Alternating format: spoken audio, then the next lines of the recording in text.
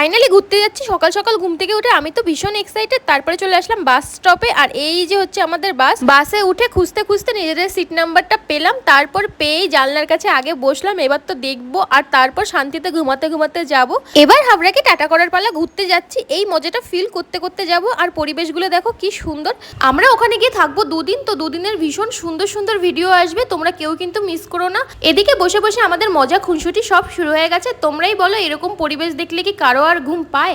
তো তারপর চলে আসলাম কোলাঘাটে। আর তোমরা সবাই জানো কোলাঘাটে বাসগুলো 5-10 মিনিট দাঁড়ায়। তো আমি এদিকে ওদিক ঘুরে ঘুরে দেখছিলাম, একটু খাবার কিনলাম। আর এখানে এই পপকর্নটা খেলাম, ভীষণ ভালো লাগে, বাটার ফ্লেভারের। আর খিদেও পেয়েছিল আর একটুখানি ঘুম কেবলই পেয়েছে। আমার বর তো ঘুমাতেই দেবে না, মুখের সামনে ফোনটা পুরো নিয়ে আসলো। অবশেষে 5-6 ঘন্টা জার্নির পর প্রায় দীঘার কাছে পৌঁছালাম। এখানে তোমাদের একটা কথা বলতে চাই, প্লিজ কেউ শনি রবিবার দেখে যেও না। আমরা গেছিলাম রবিবার, তো এত ভিড় ছিল। আর প্রায় 6-7টা হোটেল দেখার পর নিজেদের মন মতো পেয়েছিলাম, তাও ওয়েট করতে হয়েছিল।